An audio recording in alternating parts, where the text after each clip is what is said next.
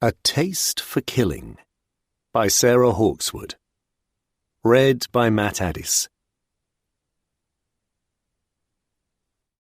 Chapter 1. 3 days before the Feast of St. Agnes, January 1145. There you're at it again. Alwyn shook his head in disbelief. You'd think as they would not have the time to let the food pass their lips, so busy are they arguing. Not arguing, Alwyn. The maidservant cast the journeyman an angry glance. Master Godfrey has mostly listened to her tongue a-lashing of him for no good reason, and your tongue should be kept between your teeth, girl. You've neither the years nor the station to comment on your betters. The cook brandished a long-handled wooden spoon and waved it accusingly at the girl. Many's the couple who rub along mighty well with raised voices when the silent sit in miserable disunion. What do you, a maid in name at least, know of the wedded state? Having buried 2 husbands, Goddess spoke with authority. I'm just saying what I sees, mumbled Runhild, and looked sulky. Then you should not be looking. Now. Godda pointedly ignored Runhild and spoke only to Alwyn. It will be about those amber beads he would not buy for her. Always wanting things she is, and I says it's because she is bored and idle. What she needs is a babe to keep her occupied. That will put an end to all this. She sniffed. And them married over a year now. Alwyn looked shocked and blushed. None of our... His mumbled response was cut short by a high-pitched cry of anger, and the sound of pottery breaking, and a clatter coming from the adjoining chamber. All 3 looked at each other, though nothing was said for a moment. That'll be the 2nd pitcher gone since Advent. Osworth Potter's wife says this household is keeping him in business almost on its own, sighed Godda, and pursed her lips. And it was me who has to scrape bits of food off the wall afterwards, since I heard the pottage bowl follow it, murmured Runhild, pulling a face. Cleaning is part of your work, but I makes things to eat, not throw. 'Tis I as should be most aggrieved, and at least the wooden bowls do not break easy. Godda felt the girl needed to be kept in her place, firmly at the bottom of the household pecking order. Alwyn, not a man who flourished amidst strife, hunched his broad shoulders. What with the 2 women of the kitchen being always at odds, and a master and mistress whose relationship seemed to be conducted so that half Worcester might hear it, what wonder was it that he so often had the headache? He blamed it upon his master, for the tone of the household must surely be set by him, and he was an argumentative man, with both his kin and his neighbours. He felt sorry for Mistress Blanche, poor lady, who had revealed to him once that her first husband had been as bullish a man, and she had learnt that being meek and mild did not work. She had said that she had as well have been the rushes trodden underfoot, and she would not be so again, even though her father had sold her to the wealthy burgess. Alwyn gave thanks he was not a woman. They finished their own meal in silence, and then, since all was quiet from the main chamber, Runhild went to clear the table and possibly the wall. Mistress Blanche had evidently withdrawn to enjoy her ire in the privacy of the bedchamber, which was a rather grand word for the small chamber, reached by a very steep ladder stair that occupied the space beneath the rafters in the rear third of what was a modest hall. Godfrey Bowyer was sat, slightly hunched, with a beaker in his hand and a frown between his brows. Neither was uncommon, and Runhild glanced into the beaker of ale that stood at his elbow. It was still 3/4 full, so there was no point in her asking if he desired it to be refilled from a new pitcher. She also bent to collect the shards of broken pitcher at the base of the wall into the thrown wooden bowl. She was surprised his eyes did not rest upon her as she leant to take the other empty pottage bowl from in front of him, for Godfrey liked to leer at the way her bosom moved beneath her gown as she bent forward, as long as the mistress was not in view, and nor did he try to goose her on this occasion. He made a sullen grunting noise, and she withdrew with just a hint of a flounce at his boorishness. Alwyn, the bowyer's journeyman, was wondering whether to sit by the hearth-warmth and put up with Godder and Runhild bickering, or withdraw to his palliasse in the corner of the stave store at the back of the small yard. It would be bone-achingly cold, but he had to face it at some point. He disliked the long midwinter nights. He lingered, watching Runhild wiping out the wooden bowls, and after a while Godder noticed his miserable expression and took pity upon him. She and Runhild, dislike each other as they did, had the luxury of curling up on the same lumpy palliasse in the corner of the kitchen, with the residual warmth of the cooking hearth to keep the worst of the ice fingers from tugging at their flesh in the night depths. "You get me a bit of sack, and I will wrap up that flat stone I rests the pottage pot on. It'll be good and warm, and it will take the chill off the bed for you." His response to her kind offer was aborted by an agonized bellow from the hall, which did not sound as though Godfrey Bowyer was displeased, but rather in great pain. Godder stared at Alwyn, and he at her, and then he mustered his courage and went to see what was amiss. The short bench upon which the master had been sat at his table was thrown over. Godfrey was writhing upon the rush-strewn floor, clutching at his stomach and half groaning, half retching, his lips flecked with vomit. "Mistress!" cried Alwyn, not sure what he could do to aid his master. "Do come down, quick! Something ails the master mighty bad." He heard the sound of skirts and a step upon the stair. "Alwyn! Oh, Alwyn! Help me!" The cry was thin, and he spun round. Mistress Blanche was trying to descend, but was swaying and looked dreadfully pale. She managed a few steps and almost collapsed down the last 4 into his arms. "I feel so ill," she moaned, and promptly vomited onto his chest. "Gotta run out! Come quick!" Alwyn was now desperate. The 2 women who had waited nervously beyond the door peered around it. "Sweet heaven, have mercy!" Godder crossed herself swiftly. "Runhild, you fetch Master Roger the healer, and if he is not at home, find where he is now and bring him, whatever else he attends. Go, girl!" There was panic in the woman's voice, but she tried to be practical. "Alwyn, you lay the mistress on the floor and fetch a pail for her to spew into."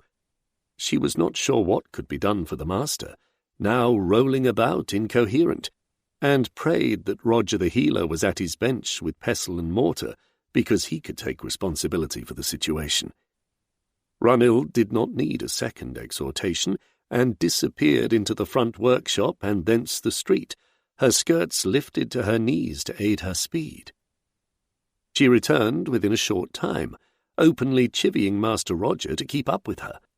The healer was breathing heavily, and stood for a moment clutching the bag of medicaments that was slung across his body to his heaving bony chest. Both the afflicted were lying upon the floor, though Godfrey Bowyer now lay still, whilst his wife, still moaning, was now propped up a little against a wall, with Alwyn's arm about her shoulders lest she slump over, and a bowl upon her lap, into which she had evidently retched and brought up more of whatever had been ingested.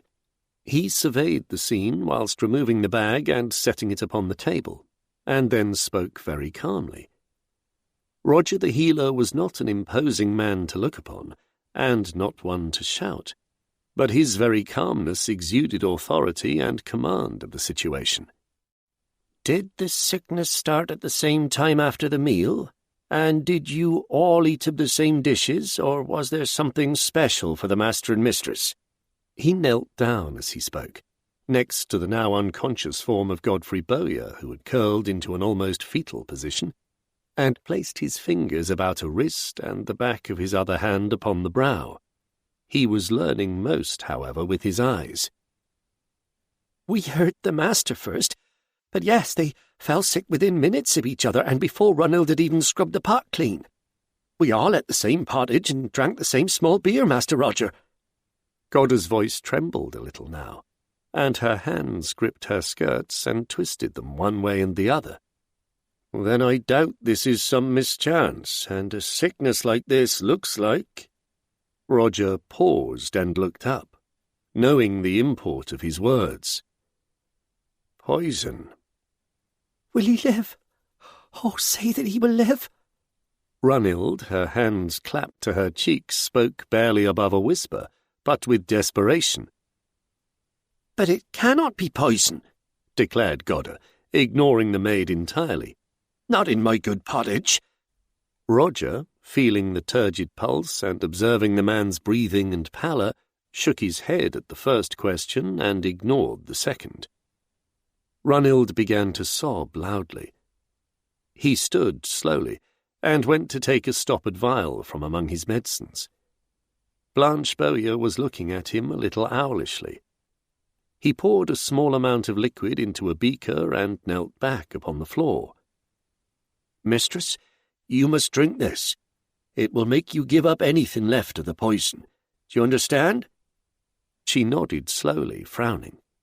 He held the beaker to her lips, and as she opened them, tipped it swiftly, for it was a bitter emetic. "Leave her to me," he said quietly to Alwyn, "and you go swiftly to the castle and tell the Lord Sheriff's Sergeant to come right away." Alwyn, his mind still reeling at the assertion of poisoning, nodded and rose, leaving without a word, but with a determined look upon his thin face. Alwyn was not a man used to running, although not being one who tended to the fat. He presented himself at the castle with only a slight shortness of breath and some coughing that might be put down to having run in cold weather.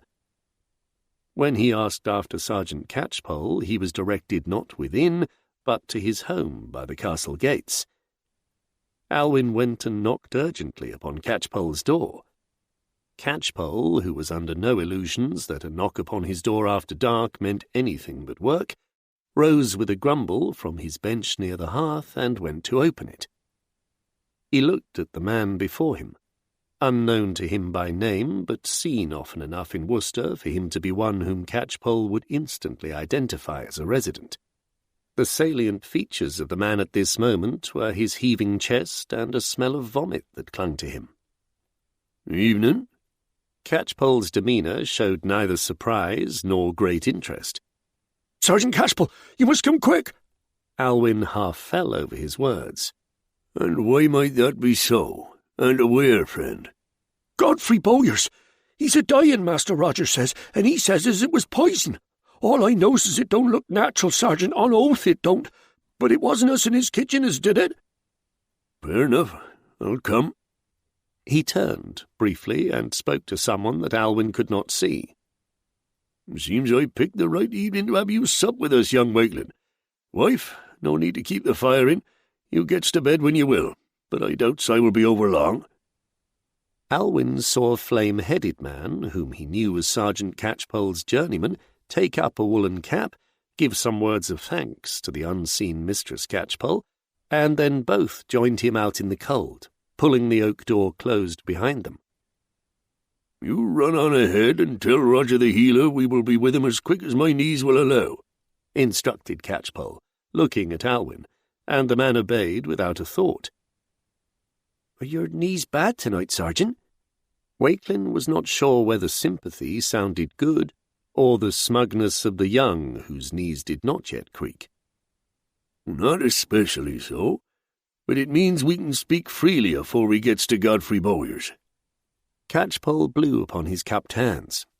"Mind you, I am glad as he lives, if lives he still does, close by the cathedral and not right along the foregate. Thing is, if it is poison, then the person who made sure he took it is most likely one of his household, so I wants you to watch 'em all close, and mostly them as I am not talking to. How they acts when they thinks none is watching is important. I doesn't say as we will bring in who did it tonight, but it ought not to take us long." "So you think we can do this without the Lord Bradecote, Sergeant?" Walkelin asked, diffidently, as the pair of them strode at a pace brisk enough to keep the cold from limbs round the looming bulk of the cathedral church and into Bishopsstræde. "We doesn't always need sheriff or under-sheriff to get our task done, young Walkelin," So don't you fall into that way of thinking, not when the death is in Worcester, which you and me knows better than lordly folk ever could. My Lord Bradecote, well, I dare say few sergeants are as fortunate as we are." Catchpoll grinned at Walkelin, using the inclusive plural. "Since he does not just stick that long nose of his in, sniff and take all the credit, but is as useful as another underserjeant. And the way he thinks can see things a mite different, which is good." Catchpoll sighed. "Besides, until that child of his is born and his lady is safe, his mind will be all on that. So let us hope we finds the culprit looking as guilty as sin, or better still, sat in the corner wanting to confess for the good of their soul." It was not more than a few minutes' walk at a brisk pace to the house of Godfrey Bowyer, though it took some barging and treading upon toes to get past the nosy neighbours who had come out of their homes to be entertained by the commotion. The dark and the cold, other than making the noses of the curious turn pink, had not put them off.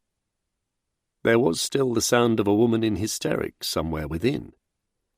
Catchpoll thrust open the door and stepped smartly through the workshop to the living quarters behind it, where a number of people were gathered. Godfrey Bowyer lay half-curled upon the scattered rushes. The noise was coming from a young woman pressing herself back against the rear wall, as though she might embed herself into it. To one side, a well-dressed woman was vomiting into a bowl held by an ascetic-looking and soberly clad individual who was commending her upon every retch, and by the rear door an older woman of ample girth stood with folded arms and a frown of very worried perplexity. The man who had knocked upon Catchpoll's door was looking as though he needed someone to order him to do something. The addition of the 2 sheriff's men to the chamber rendered it cosy in the extreme. Catchpoll addressed the man with the bowl. "Evening, Master Roger. Will she do?" "Aye, Serjeant Catchpoll. God be praised, she had taken but a single spoon of the pottage, as I hear, and thus little of the poison. Godfrey Bowyer is as good as dead now, though he still has breath in him, just. There is nothing I can do for the poison if a man is insensible, and he was set upon the path to death already by my judgment." "Aye. He said nothing then?" "No, he was well beyond senses when I arrived." "I was told poison by the man here." Catchpoll gave a brief jerk of the head towards Alwyn, but was watching Roger the healer, whose medical opinion Catchpoll trusted. "Is there any doubt?" "Sense says it could be naught else, Sergeant, for it came upon both who ate in this chamber, and within a short time of the meeting." "And this poison would not be something given over a long time if they both fell ill at once," Catchpoll mused. "To have these effects, it would have to be quite a dose. Most likely it was in the pottage or the small beer. There is bread still upon the table, but I discount that." "Lies! Wicked lies!" The large, perplexed woman, whom Catchpoll vaguely recalled, roused herself at this. "I never put aught but goodness in any dish I prepared." "Save for those oysters 2 months since, which had me stricken for 3 days and fearing it was the flux," muttered the messenger, who had been standing, looking almost vacant, to one side. "Oysters are what they are, and you can never be totally sure of 'em," averred the cook. Catchpoll ignored them both, though Walkelin was quietly watching as instructed. "Is the mistress here fit to speak to?" Catchpoll glanced at the pale face and barely focusing eyes. "I am not sure you would gather much of use, Sergeant Catchpoll. Not tonight. The shock of what has happened to both herself and her husband, and the weakness of body—" Roger the healer let his voice trail away. Catchpoll nodded. There were the 2 serving women and the journeyman, who would all be better spoken to without a corpse in view, and if any of the 3 thought that they could speak lies now and disappear with the dawn, they were very wrong, for Catchpoll intended to leave Walkelin at the single entrance to the messuage until such time as he had arranged a guard through the night from among the castle men-at-arms. "We will speak on the morrow, To you and the lady both, and will leave her to your care. The others of the household we will speak to in the kitchen." The sergeant gathered them with his eyes and jerked his head to the door that led to the rear, though it took Godder's slap to Runild's cheek to get her to catch her breath and break the cycle of sobs. They went sheep-like, even Godder, though she later told Runild she had made no demur because she was that shaken. Walkelin left the hall last, with a respectful nod to Roger the healer, and closed the door behind him. The kitchen, lacking anything out of the ordinary, made those who lived there relax a little, even if Runild was sniffing loudly. Catchpoll spoke very calmly. "Now then, 'tis a cold, dark night, and we can do this two ways. Either we speaks to each of you alone, with the other two out in the winter cold, or you all stays here, but only the person we are a-speaking to as much as parts their lips, understood?" The three nodded, very close-lipped, in unison. "Right. So we begin with the pottage. What exactly went into it, and who was in here while it bubbled over the hearth-fire?" He looked to Godder. "You were the cook?" He dragged up her name from his memory. "Godder, yes?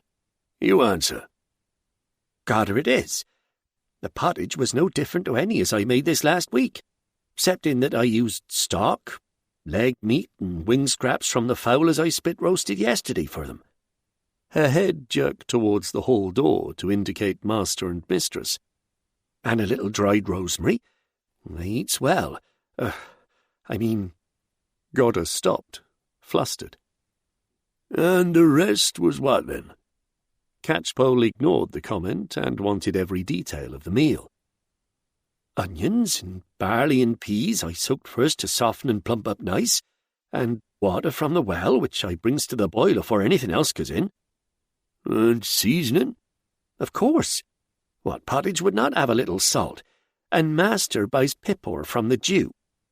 She dropped her voice very slightly, as though doing so was both a mark of being wealthy but also slightly disreputable. After all, the merchant was not a good Christian soul, and she dared not imagine how such a man might live behind closed doors. "Do you sit over it and watch it all the time?" Catchpoll knew his wife averred a good pottage had to reach a simmer and be left to be stirred occasionally, for her own mother had always sworn that if you watched it from first bubble to ladling it out, it would lose flavour from the watching. "I am the cook, not just a pottage stirrer." Godder sounded affronted. "I had patties to make from the wood pigeon I bought this morning, and Runild had plucked them, so she did the stirring as it was needed." "When did the last thing go into it?" "That was the little extra pipper when I tasted it before it was ladled out. 'Tis expensive, so I does not use too much to begin with and adds as needed at the end." "And your tasting, was that a spoonful or just a smear of it?" Catchpoll jumped at the chance to know for certain the point after which the poison had been added. "A spoonful, with that spoon there."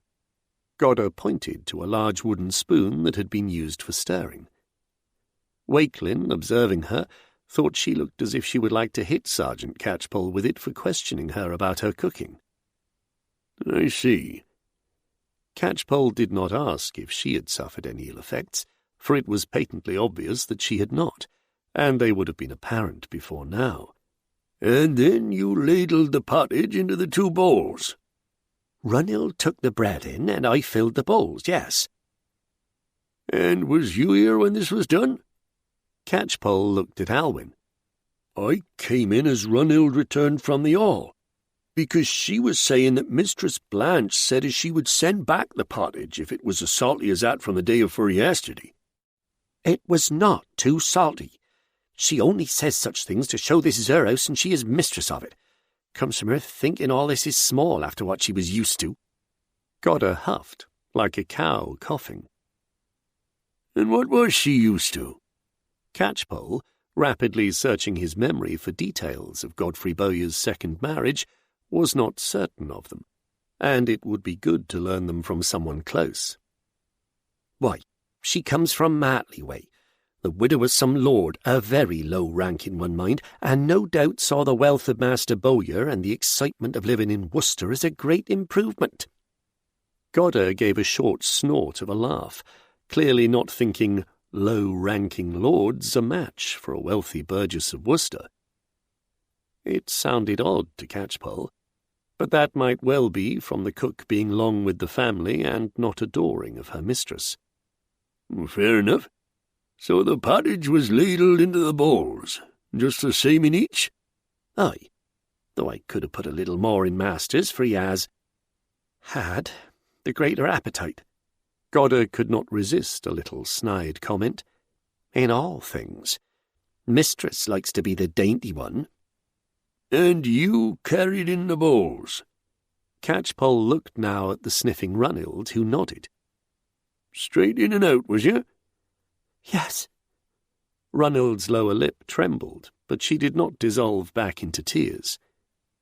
Not that swift, Godder sniffed, but it was not a sniff of sorrow.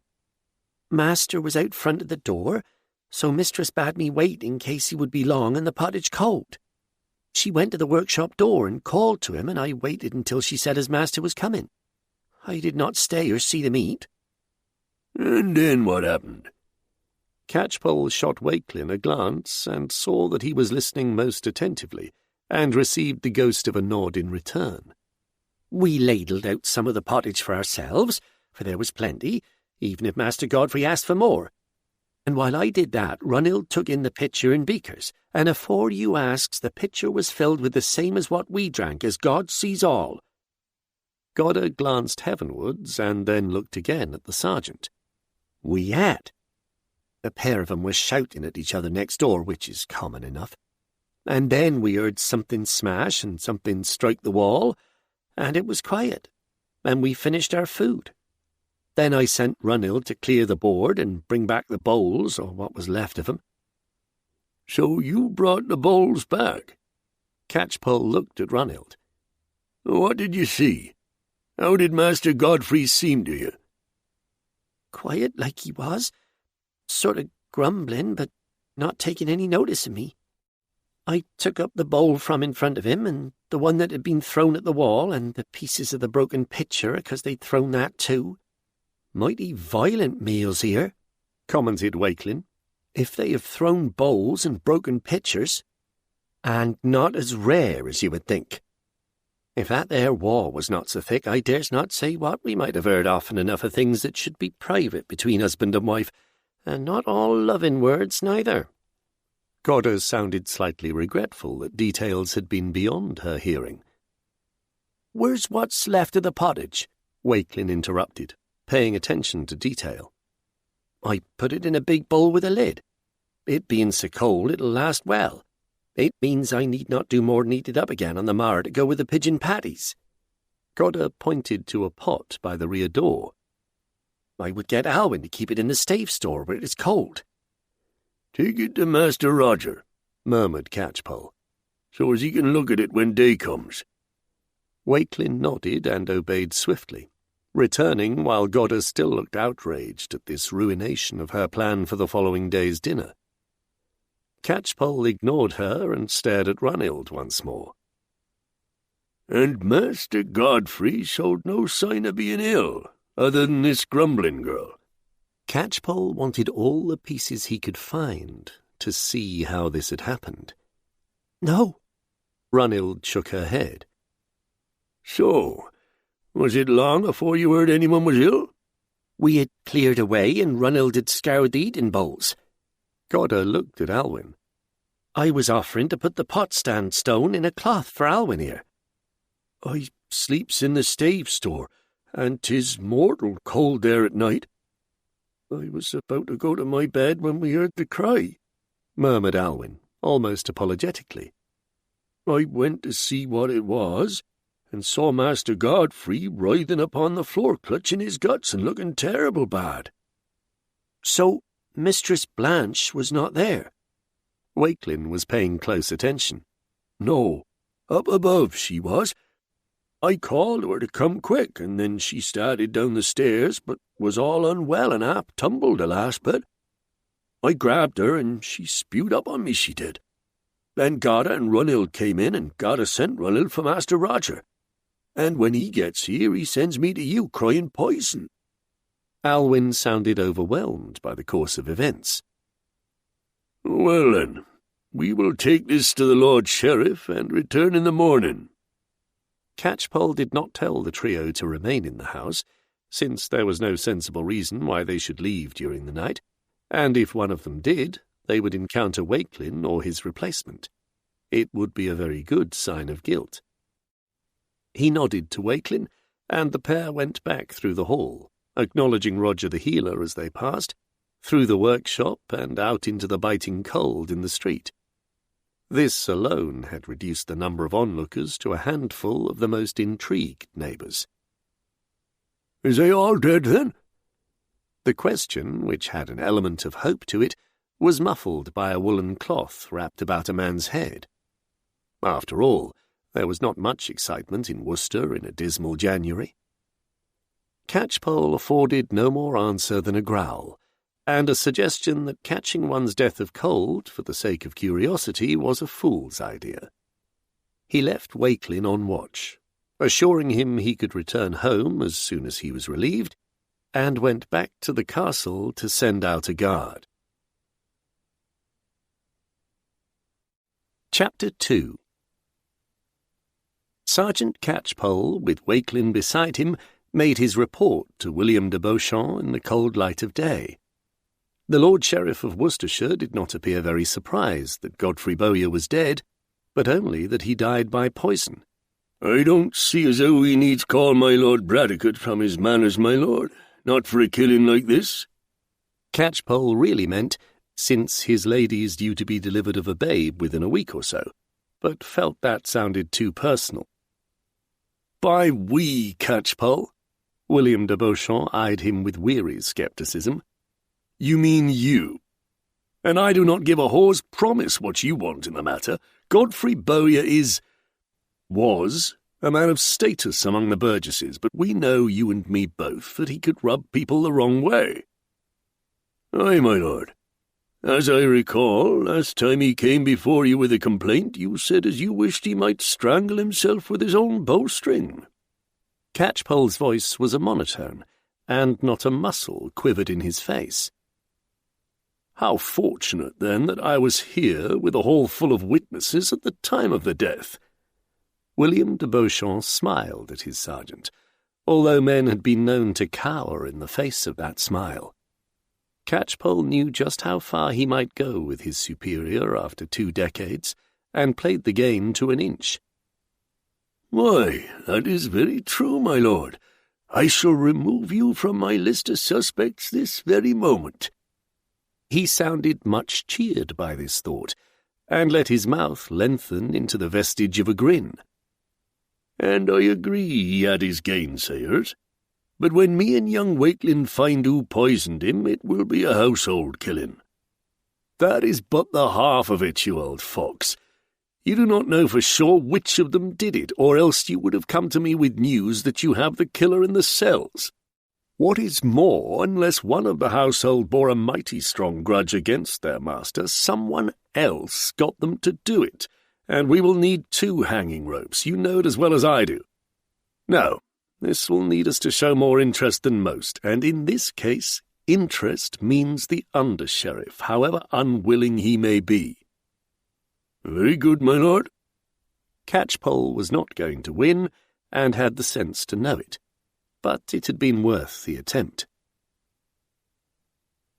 Catchpoll was not a man who rode for pleasure, especially on a bitterly cold January morning, but he had decided on this occasion that he would ride to Bradecote and give the unwelcome news to its lord, rather than let Walkelin face the awkwardness of passing on William de Beauchamp's command. This was not so much a kind act as the suspicion that Walkelin might just return alone. He rode at a steady canter once he reached the top of Southerbury Hill, glad that at least the weather was cold and dry, rather than windy and wet. The manor gates were closed upon his arrival, for the ground was hard and there was little activity in the fields during these short midwinter days. He thumped upon the gate and was admitted by a man who nodded in recognition and swung the gate wide without question. Catchpoll rode into the bailey and dismounted slowly, grunting a little as he did so. A lad came and took his horse, and was told not to unsaddle it, but walk it up and down to keep the beast warm. Then Catchpoll sniffed, rubbed his cold nose, and entered the hall. There was a fire in the hearth, but the family would be in the smaller solar, which would be easier to heat. A serving-maid sat upon a stool by the fire, content to sit and be warm whilst being on duty to attend any call from the inner chamber, looked up, stood, and made Serjeant Catchpoll a small obeisance, for she saw him as more important than the manor steward. Catchpoll raised a hand at that to quell it, for he did not see his as a rank that was about bobbing up and down by anyone. "The Lord Bradecote is within?" Catchpoll jerked his head towards the solar door, and the girl nodded. He went and knocked upon it, and entered upon being bidden to do so. Hugh Bradecote was sat in a high-backed chair at his ease, one long leg crossed over the other at the ankle, watching his son and heir, a lusty infant of 18 months, who was sat upon a sheepskin and banging a wooden spoon on an upturned elm bowl with every sign of delight. His wife, whose form indicated the imminence of a new arrival, was also seated, leaning back a little into a sheepskin cast over the back of her chair.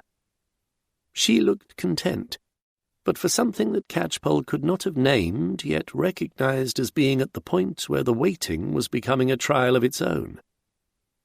Bradecote usually greeted Catchpoll with a smile, be it ever so wry, but on this occasion the sergeant was met with a serious frown. "My lord, I knows as I am as welcome as frost in May, but I am bid by the Lord Sheriff to bring you into Worcester to aid us in taking the killer of Godfrey Bowyer, Burgess, by poison." "Why?" It was a bold question. There was a pause, and Bradecote thought just a little. "I mean, why do you need me right now? A Worcester death, and by a means that surely limits those who come under suspicion, does not need more than you and Walkelin." "Well, my lord, you may think that, and so does I, but not the Lord Sheriff who commands us both. He says as since Godfrey Bowyer was so important among the Burgesses, who are a thorn in the flesh of the Lord Sheriff with their complaints and demands, he needs to be seen to be taking every step to catch the killer, to keep him from mewling." "When he can do so by being involved himself." Bradecote reached a hand to place over one of his wife's, laid upon the arm of her chair. "At this time I am needed here above all things." "You can think that all you likes, my lord. But knowing William de Beauchamp, as we both does, if you does not come in with me willing, he will send 6 men-at-arms to bring you in upon his displeasure.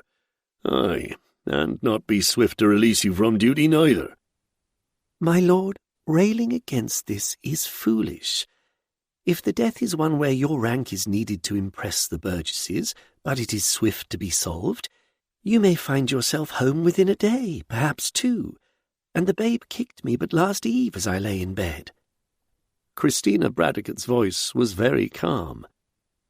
"From experience, I know they grow quiet before they come into the world. This child is not going to arrive this day, nor yet tomorrow. What is more, the skies do not bode snow, and if my time of travail should begin, well, it is but 4 miles to the castle. Even if you returned at the gallop, what then would you do but pace up and down and wait? For you would be waiting and waiting." Christina smiled, and laid her other hand upon his. "A babe may come fast." Hugh Bradecote knew his wife was right, but that was all head, not heart. Heart cried that if he heard her cries he shared a little of her suffering, and if God was not merciful, then he would be near if— The black chasm that haunted his dreams opened, and she saw the panic shadow in his eyes. "None I ever bore were that swift, my lord." She turned her face to Catchpoll.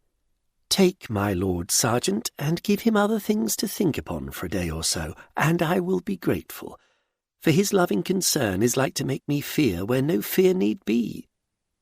The blessed Saint Edith has watched over this babe from its conceiving, and it will arrive safely. But Christina... And she watches over me also. She knew what Hugh would say, but he was wrong. She had no fear, only, if she were honest, a weariness of his, born of love though it was. A few days of calm, and not feeling that every little twinge and ache was watched, as a wind-hover hangs in the air and watches the slightest movement for a vole in the grass, would be restful. "You want me gone, lady?" It was said half in jest, but husband knew wife well enough to read her thought. "That you might return the sooner, my lord." "Then I go, but reluctantly." "I know. Now take an extra undershirt and your warmest cloak, my lord, and—" Christina glanced at Catchpoll. "You send him back to me with not so much as a torn nail, Serjeant Catchpoll, or my wrath will be far worse than that of William de Beauchamp." "Aye, my lady, I will cosset him like a hen with a single chick." Catchpoll grinned, relieved that the lady had made his task the easier. "Heaven preserve me from that." Bradecote managed half a smile. With Catchpoll sent to have Bradecote's horse saddled, Lord turned to lady. "At any time you send to me if things begin." "Of course. You give your mind to finding the killer of this Burgess and leave me to my waiting. Now make sure you wear a hat." Bradecote and Catchpoll trotted out through the manor gates a few minutes later, and if the under-sheriff did not say much upon the ride into Worcester, Catchpoll did not mind. It was only when they began the descent of Southerbury Hill that Bradecote really left his wife and manor and focused his mind upon the task ahead. "So, this Godfrey Bowyer, what made him so important a Burgess and a man who met a violent end, Catchpoll?" "He was the best bowmaker in Worcester, and did very good trade upon that reputation. A wealthy man was Master Bowyer, which set him high among the Burgesses, but not one as folk said sweet words about. He knew his own worth, and then added to it, so to speak, and treated others, when not selling 'em a bow, like they was no better than flies annoying him. Had a roving hand as well, if the cook's words are true." "He used his cook?" Bradecote sounded surprised. "Her?" Catchpoll laughed. "Oh, no, I doubts that mightily, for she is a large and fierce bird. But others, yes, I can see him as one who would, but as much as to cuckold rivals as to gain pleasure." "That sort." Bradecote disliked the deceased already. So did his wife resent that, and ply him with poison because he sought younger and prettier fair? "He might find younger, my lord, but not prettier, not without a search. Mighty striking woman is Blanche Bowyer, though she looked less fetching last eventide, spewing up into a bowl of Roger the Healer's holding." "She was ill too." "Aye, but far less so. Only took a spoonful or so, as is reported." Which makes me ask why. Bradecote's interest in what had happened, that had flickered like a tinder flame, was now caught, and Catchpoll relaxed a little. "Indeed so, my lord. But there is an answer for you to that. The meal was not, shall we say, peaceful. Husband and wife were known to be of the arguing sort, as some are, and the wife's pottage was cast at the wall, and the pitcher of small beer also. We will speak more to the household of this, but first I shall present you before the Lord Sheriff, so as he knows you is here. And then I will tell all while sat about my hearth, if you has no objection, because that was a cold ride, and we has a firkin of cider broached only a day or so ago, and a beaker of it warmed will keep our thoughts from seizing up with cold like my poor knees." They cantered down into Worcester, and were shortly dismounting in the castle bailey. Walkelin, who had been setting a new watch upon the door of Godfrey Bowyer's messuage, walked through the castle gateway at that moment and came to them. "My lord, 'tis good to see you." He grabbed the woolen cap from his head as he spoke and made a nodding obeisance. "None has tried to leave Godfrey Bowyer's since Master Roger, a while after Lord's in the dark hours, and there was no need to prevent him, of course." "Only one as foolish as guilty would try to run, so no surprise in that. But we would have looked the fools if no watch had been set." Catchpoll rubbed his hands together, feeling the cold numbing his fingers. "We seize the Lord Sheriff, and then we start sniffing good and proper." The three of them turned and went in search of William de Beauchamp, who looked at Bradecote, assessing just how much his under-sheriff resented being called in. That it was a lot did not worry him. It did no harm to assert authority over one's vassals, and although Hugh Bradecote was a vassal he trusted and valued, he must never think himself too high. "As soon as we have the killer of Godfrey Bowyer, you can go back to your lady, Bradecote. But we need to be seen to be making every effort, and you are my way of doing that. Setting the under-sheriff on the hunt for the killer of a burgess of his standing makes it harder for the others to add, 'And remember the killing of Godfrey Bowyer,' whenever they want to bring a litany of complaint to my door and say I care nothing about them, which of course I do not. Why should I? I just want their taxes." William de Beauchamp made no pretence. "Very good, my lord. I would be about this swiftly, and Serjeant Catchpoll will provide all the details as we go to speak with Bowyer's household." Bradecote sought dismissal and received it with a nod, leaving de Beauchamp calling for a scribe to read a document from the King's Exchequer. Such things never put him in good humour. Catchpoll's hearth fire was not large, but then nor was his home, and the three sheriff's men sat around it, clasping their hands about beakers of warmed cider provided by Mistress Catchpoll, who was these days less agitated at the thought of having the Lord Under-Sheriff of Worcestershire within her walls. She busied herself, as far from them as possible, to indicate she was not listening, and sniffed loudly, not from complaint, but from the effect of chopping onions for the day's pottage. Bradecote listened as he felt his hands warm into full mobility, until Catchpoll had given all that had been discovered the previous evening. "So, Master Bowyer is dead, and his wife was sick, but not unto death, and the poison was put in the pottage after it was ladled into the bowls, or just possibly the pitcher of small beer, because the servants were not afflicted, and husband and wife fell ill within minutes of each other, which means it was not something given over a long period." Bradecote summarized when Catchpoll had given him the tale of the previous evening's events.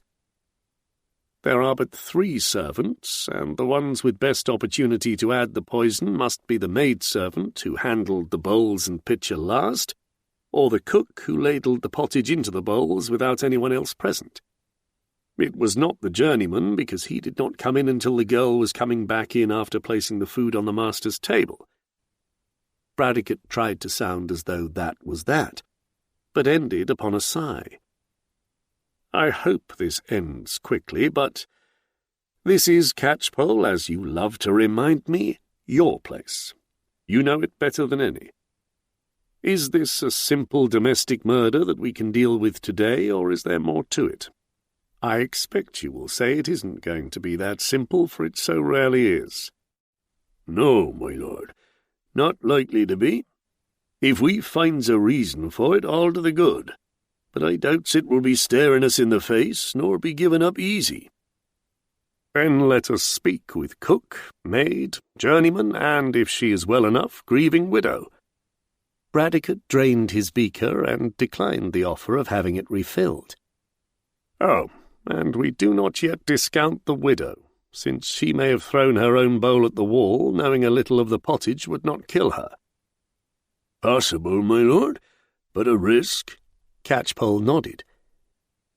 "One of the things worrying me is that if it was one of the household that poisoned the pottage, they were prepared for both master and mistress to die," continued Bradecote. "There must have been a very big grievance against them to incite that. And would it not have put the killer's future at risk, even making the huge assumption that you would not have them in the castle cells before 2 dawns? If they kill those who put a roof over their head, they can neither be assured of work or home. Well, my lord, Catchpoll pulled a face that any stonemason would love to sketch for a grotesque upon an abbey's eaves. my gut instinct says it is a crime in the home, as I said. But the truth of it is that we cannot dismiss the fact that had Mistress Bowyer supped as her man, we would indeed have 2 corpses, and quite a few people hereabout who will not hang their heads in misery at 1 death or 2. So you suspect someone is behind the poisoner? To which, Catchpoll, I have to say who and why. Why is the easier, my lord. Godfrey Bowyer was full of himself, all puffed up like a cock on a dunghill, crowing loud. He liked being looked up to, and also liked looking down on everyone else. He was always in the forefront of the burgesses if any complaint was made to the Lord Sheriff, and as for Orderic the Bailiff— Catchpoll shook his head. Orderic the Bailiff? Yes. You see, my lord, while the Lord Sheriff holds the shire for the king's grace, and all come to bleat to him over matters of security and law, and the castle comes under him, though he has delegated it to the Lord Furno and regrets it every time they sit at the table together, it is Orderic the Bailiff folk go to about anything that does not involve the law or the king's taxes. If it is about paying for the upkeep of Worcester's defensive wall, an argument over a burgage plot wall, or even the amount of muck floating in the street of a summer evening and giving a ripe old stench, then the townsfolk bleated him, poor bastard. Why so poor? Bradecote scarcely expected Catchpoll to show sympathy for his fellow man. Because if they complained of such things to the Lord Sheriff or Earl Walkelin, the lords would look down their grand noses at 'em and tell 'em to tie rocks about their necks and jump into the Severn, though it would have to be translated from foreign. Orderic the Bailiff cannot set himself so high, and has to put up with their dripping like melting ice from the eaves. Godfrey bleated louder than a ewe with a lost lamb. Sometimes he even waylaid Orderic's wife and told her his complaints, and then she complained at Orderic, not to him, so I hear. Sounds to me he ought to be on our list of possible killers. Bradecote gave a small smile. If that were so, my lord, I would have to have him in mind for half the unnatural deaths in Worcester this year. He is a man strong on patience, I will say that for him. So Orderic is just a nice example, and has no reason to kill, or try to kill, the Bowyer or the Bowyer's wife, sighed Bradecote. 'Tis to be hoped so, my lord, for a decent man is Orderic the Bailiff at heart. Mistress Catchpoll, with a final onion-induced sniff, wiped her oniony hands in her apron and proved her ears had not been